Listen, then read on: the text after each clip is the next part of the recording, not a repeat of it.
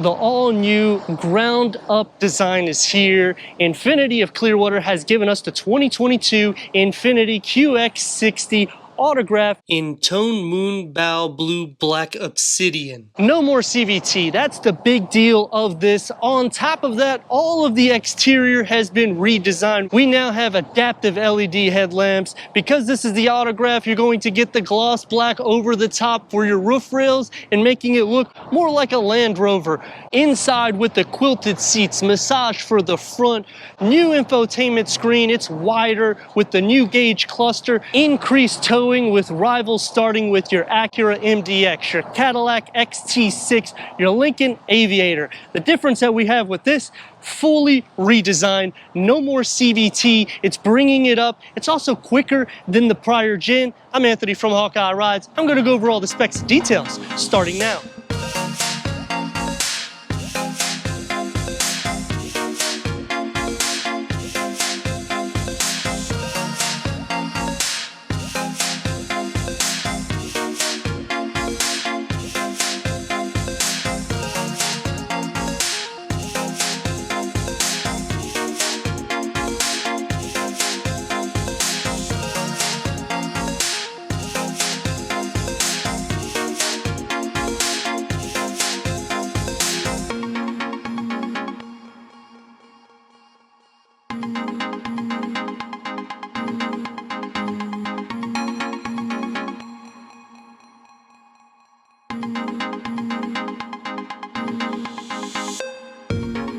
The all-new Infiniti QX60 stands more aggressive and more athletic, and that's exactly what they're looking for. What we're starting with is your adaptive LED headlamps, LED daytime runnings that run into your reconfigured grille with the gloss black. You get the silver over the top.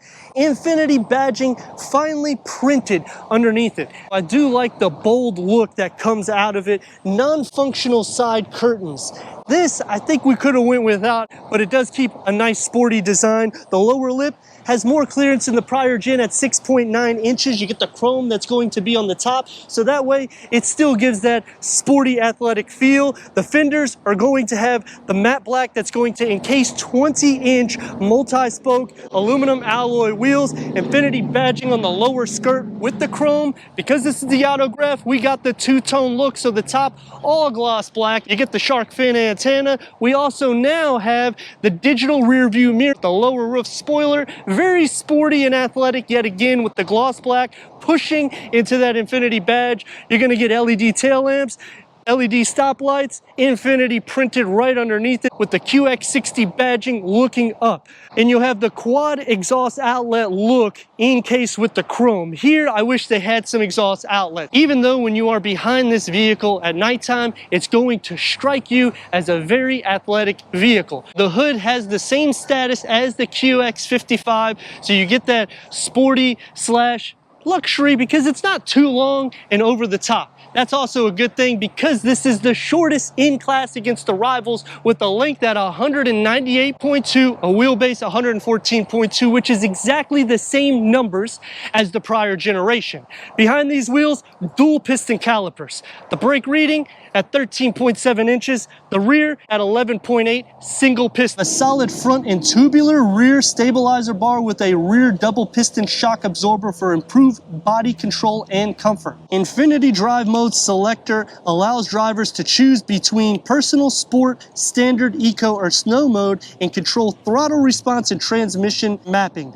Front wheel drive, or you can opt for the intelligent all-wheel drive, electronic brake force distribution, vehicle dynamic control and traction control system. Towing has increased for the QX60. Front wheel drive, that's what we got, 3,500 pounds. All-wheel drive, 6,000 pounds. And I do like that it's more simple and clean down through here, and yet a little bit aggressive. You don't really have a bumper anymore like the prior generation. But going inside to your power tailgate, which I gotta find the button, it's right here. There you go, take two. Take two. So to go inside to your cargo, the button is right here. It's gonna be a little hard to find because it's in the gloss black, but when you buy it, you're gonna know where it is. Starting at 14.5 cubic feet. You have storage underneath the floor. It has the dividers, the third row bench split folds at a 60-40 split, increasing the cargo to 41.6 cubic feet. You also have the power to lift them back up. The second row captain seats fold down to max the cargo at 75.4 cubic feet. V6, the same powertrain as the prior 2020 generation. Let's go inside, start it up so you can hear that exhaust note.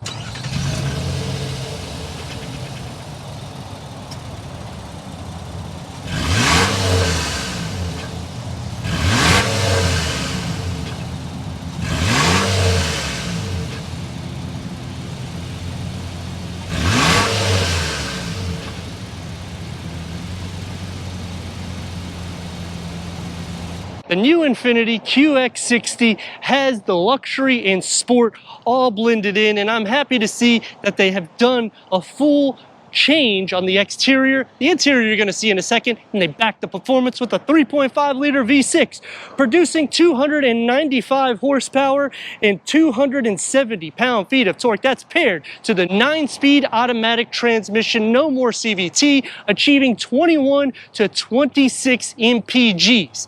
Now this is where it gets even better. The 0 to 60 numbers around 7 seconds, which is so much quicker than the prior generation with the quarter mile at 16.7 seconds, which is also quicker than the prior generation.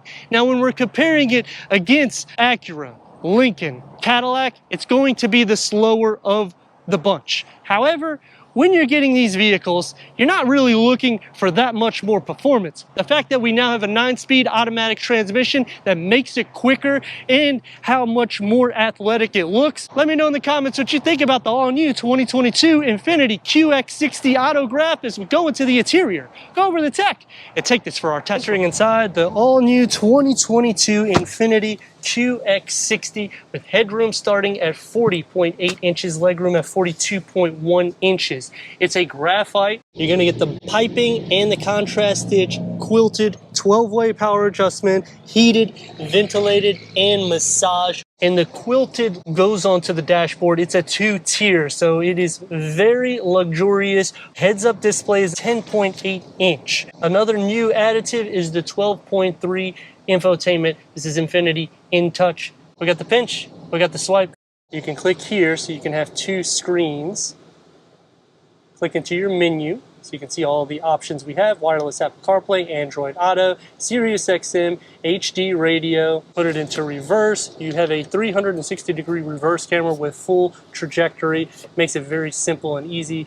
Also with that digital rear view mirror, and you got the front and rear parking sensors. Going underneath is your seamless air vents with the gloss black and the silver and the driver focus setup, because we got that L shape with a touch pad for all of your climate control, heated ventilated seats, heated steering wheel. You do have some rotary knobs, so I do like that, and it does look more up to date, which is exactly what we were waiting for. Wireless charging pad, a new gear lever, driving mode select that you can toggle from personal, sport, standard, eco, or snow. You could turn on and off the auto start stop. You have your rotary knob and some push button functionality for the infotainment screen. Cup holders, a 16.9 ounce fits without any issue. I'd say a 20 ounce would be the max. Open up inside and you're going to have some areas for some business cards, a USB port, and a 12 volt. And you have an area that you can put a pin and some more cards for your driver's license. It's going to be pretty sporty / luxury with the new leather wrap steering wheel, flat bottom multi-function. You get the paddle shifters, the gauge cluster, fully digital, 12.3 inch. It can go through an array of information, so you can also change out the whole layout. Or you can leave it as a standard. And you can also toggle through on the center for your navigation and all of your driver settings. And to add more storage, we have a pass-through right here. For the door panel, you're going to get soft materials over the top, wood memory for both the driver and passenger. One touch up and down for all your windows, soft where you rest your elbows, premium Bose sound system inside, and the storage pocket, a large pano moonroof. Let's see how I look in the second row. For the second row, I'm at 37.5 inches of headroom, 37.7 inches of leg room. When we're comparing this to the rivals, I like that we now have captain seats. One of the things that I dislike though is you sit up higher than you do in the prior gen. You now have manual sunshades, which is a big deal for me. I think that every luxury vehicle should have it.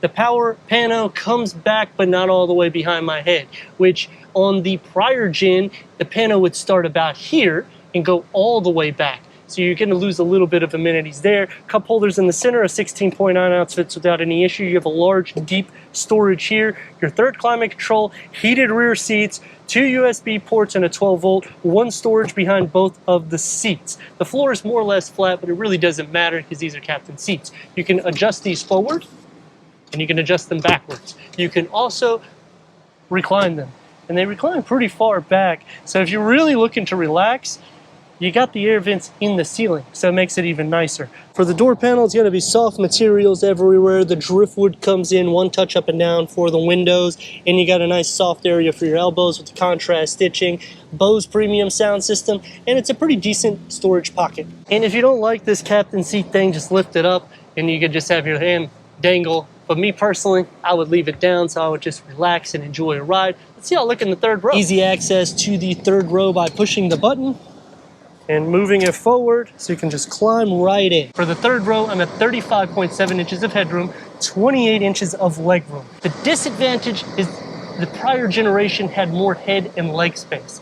Because of the sporty styling on the exterior, it's taken away from some of that interior space. On the side, you're gonna have 2 areas, 4 cup holders that can fit maybe a 32 ounce, and you have a USB-C port with your air vents now in the ceiling. You do have a little storage area here, but nothing to rest your elbows.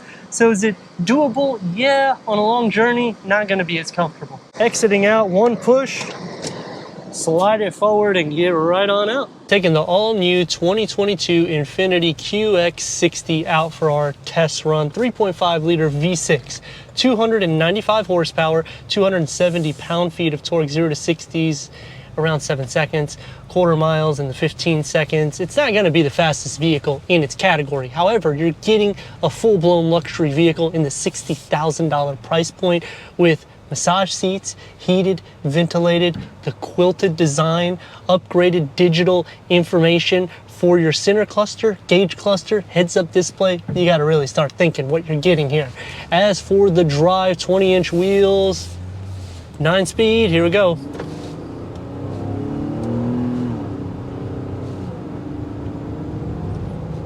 Because I personally own an Infiniti, I do feel a little bit of a difference because that's a CVT transmission and now this is a 9-speed automatic transmission, but the power is still relatively about the same. It's not gonna be a whoa factor, it's gonna be luxury. I really do like the massage seats with the ventilated because it's hot. I'm gonna enjoy it. I wish the pano would go to the third row. As for the visibility, it feels more athletic in this vehicle when I'm comparing it against the rivals, whether it's Lincoln, Cadillac, or Acura. Except for the Acura, if you get the Type S, that one's gonna be a little bit more sport derived, but you're gonna be spending about $10,000 more in premium than you would with this. As for blind spots, I can see pretty much all the way to the third row. There's a little bit of blind spots, but you got blind spot monitoring, so you're taken care of with that. Green light, here we go.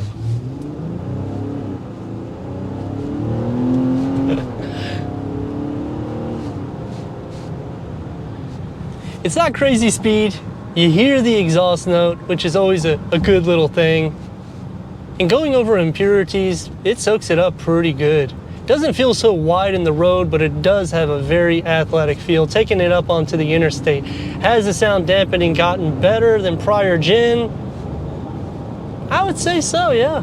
It's a little bit better. You still do hear some road noise, and I would say a lot of that really is derived for the roof rails and the larger wheels. Comparing it against the rivals, pretty much spot on with the sound deadening for the price point that you're at and for your MPGs. Now there's 3 things I like, 3 things that I dislike. Is anything more than that, I'd be taking this QX60 home. The 3 things that I like about the vehicle is the dashboard. They finally have nailed it on the head. You got the quilted pattern on it. So it's a 2-tier, you got the digital readers, you got a digital rear view camera. These are things that I always stress that should be in every vehicle because it just makes it easier. Yeah, I like blind spot monitoring, don't get me wrong. And the side view mirrors, they're pretty good. But you can't see everything with this digital rear view mirror. You can now. There is a disadvantage. We'll get to that in a second. The second thing that I like about it is we have captain seats. The reason why I like the captain seats over the bench is because it's like your own seat when you're in the second row. So you almost feel like you're in the first row.